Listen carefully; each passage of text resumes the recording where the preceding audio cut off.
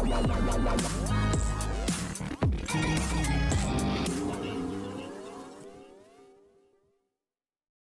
Everyone, you are watching serial Siyapaa, जहां पर मिलती है आपको आप ही के फेवरेट शो से जुड़ी जानकारी।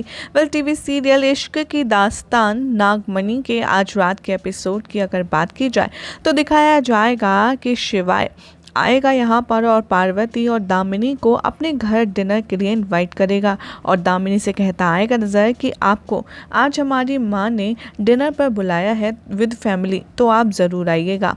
और दामिनी और शिवाय की बातें सुनकर पार्वती थोड़ी सी सरप्राइज हो जाती है। जैसे ही शिवाय जाता है, दामिनी ओवर एक्साइटेड होती है और उससे कहती है कि सुना तूने, मेरे सपने के राजकुमार ने मुझे डिनर पर बुलाया है। यहाँ पर पार्वती दामिनी को अलर्ट करने की कोशिश करती है और कहती है तुझे याद है ना, पिछली बार हम उसके घर गए थे तो क्या हुआ था। तभी फ्लैशबैक में दिखाया जाता है कि कैसे एक हादसा हुआ था जिसमें दामिनी को इफ़ेक्ट हुआ था। तभी वो कहती है कि सुन, वो सिर्फ एक गलत फहमी होगी, तू अभी इन सब बातों के बारे में मत सोच, तू बस ये सोच कि शिवाय ने हमें बुलाया है। I am so happy. तभी दिखाया जाएगा कि नेक्स्ट डे का सीक्वेंस, जहाँ दामिनी पहले अपने पापा के साथ घर में एंट्री करेगी और उसे देखते हुए कोई उसे जीजी कहेगा तो कोई उसे किसी और से आइडेंटिफाई करेगा। और यहाँ पर दिखाई जाएगी दामिनी की रियल एंट्री। तो उसके थोड़ी देर बाद दामिनी का दुपट्टा कहीं फंस जाएगा और तभी यहाँ पर शिवाय की माँ आएगी और उससे कहेगी कि तुम हो दामिनी यहाँ पर, और इन दोनों का इंट्रोडक्शन होगा। तभी पीछे से आएगी यहाँ पर पार्वती की माँ और उसे देख कर के शिवाय की जो माँ है वो काफ़ी ज़्यादा गुस्से में लाल हो जाएगी। इधर अपकमिंग ट्रैक में दिखाया जाएगा कि जैसे ही दामिनी शिवाय की मां को देखते उसे समझ आ जाता है ये तो वही वायरल वाली औरत है जिसका वीडियो उसने वायरल किया था। वो अपने आप में ही सोचती है शिट, मैंने ये क्या कर दिया। धीरे धीरे दामिनी के घर वाले आते हैं एक एक करके और जैसे ही यहाँ पार्वती की माँ आती है, शिवाय की माँ उसे देख बहुत ज़्यादा जलील करती है और उन दोनों की जो पास कॉन्वर्जेसन हुई होती है उसके बेसिस पर वो उसे जज करती है और घर में घुसने तक नहीं देती। शिवाय की माँ यहाँ पर कहती है कि अगर तुम इस घटिया औरत की बेटी हो तो तुम्हारा और मेरे शिवाय का रिश्ता कभी नहीं हो सकता। ये औरत, इसने मेरी पक्के सहेली का घर तोड़वा दिया और इसने उसके पति पर डोरे डाले। बेशरम औरत है ये, एक नंबर की। जैसे ही यहाँ पर उसकी माँ को जलील किया जाता है तभी वहाँ पीछे से पार्वती की एंट्री होती है और यहाँ पर दामिनी समझाने की कोशिश करती है शिवाय की माँ को कि ऐसा नहीं है, आपको गलतफहमी हुई है, लेकिन वो एक नहीं सुनती और लगातार दामिनी के सामने ही उसकी काकी यानी कि जो पार्वती है उसकी माँ की इज्जत मिट्टी में मिलाती रहती है। तभी यहाँ पर देखा नहीं जाता है आपकी प्यारी पार्वती तभी गुस्से में आग बबूला होती और कहती है कि बस कीजिए आंटी, अब मैं अपनी माँ की बेइज्जती और नहीं सुनूंगी, बहुत बोल लिया आपने। तभी यहाँ पे आर्ग्यूमेंट इन दोनों के बीच में होने लगता है और इतने में शिवाय आता है ऊपर से नीचे। यहाँ दिखाया जाएगा कि जो छुटकी बेबी है वो तैयार होने की कोशिश करेगी और कहेगी कि मैं क्या पहनूँ, लाइट भी चली गई, अब आखिर मैं ऐसा क्या करूँ कि जिससे लाइट आ जाए। और तभी उसको विंडो दिखती है और विंडो के पास जाकर के वो ओपन करती है जहाँ से उसे एक रोशनी नज़र आती है। तभी वो विंडो खोल देती है और बहुत ज़्यादा उजाला हो जाता है। वो कहती है चलो लाइट तो आ गई। जैसे ही वो हटती है, यहाँ पर दिखाया जाएगा फ्लैशबैक में कि कैसे यहाँ पर एक रेखा बनाई गई थी जो खंडित नहीं होनी थी और गलती से वो उस बेबी के पैरों से रेखा जो है खंडित हो जाती है, जिसकी वजह से जो बुरा साया है वो घर के अंदर एंटर हो जाता है और उसकी कबर्ड में घुस जाता है। जैसे ही वो छोटी बेबी तैयार होना शुरू करती है, वो देखती है कि उसके पूरे कमरे की जो दीवारें हैं वो काली काली होने लगी हैं और वो डर के मारे बेहोश हो जाती है और वो मदद के लिए शिवाय शिवाय करती है।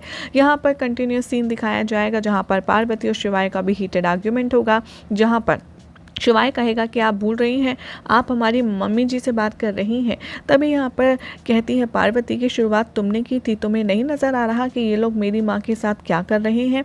तभी यहाँ पर इन दोनों की बहसबाजी बहुत ज़्यादा हो जाती है और तभी यहाँ एंट्री होती है दामिनी की माँ की और वो कहती है कि अरे नहीं नहीं, ये दामिनी की माँ नहीं है, दामिनी तो मेरी बेटी है। ये लोग तो हैं ही ऐसे मनहूस, जहाँ जाते हैं वहाँ बात बिगाड़ देते हैं, ये दोनों तो हैं ही बेकार।